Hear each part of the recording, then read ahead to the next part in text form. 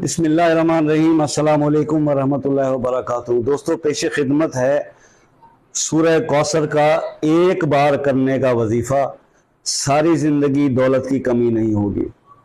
सूरह कौसर के रिज़्क़ के मामलात में बेशुमार वज़ाइफ जो है वो मुख्तलिफ़ उलमाए कराम ने यूट्यूब पे बना के डाले हुए हैं, और इसमें कोई शक नहीं कि सूरह कौसर जो है, बिस्मिल्लाहिर्रहमानिर्रहीम, इन्ना औतैना कल कौसर फसल्लि लिरब्बिका वनहर इन्ना शानियका हुवल अब्तर।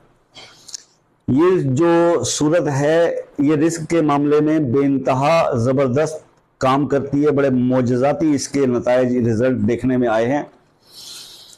हम भी वीडियो बना चुके हैं मुख्तलिफ सूरह कौसर के ऊपर। 129 बार पढ़ने वाला वीडियो बहुत से लोगों ने बनाया, ये वजीफ़ा बताया, और ये 129 बार बहुत ज़बरदस्त वजीफ़ा है, लेकिन जाहिर है कि ये काफ़ी दिन करना पड़ता है। इसी तरह से सूरह कौसर के और भी बहुत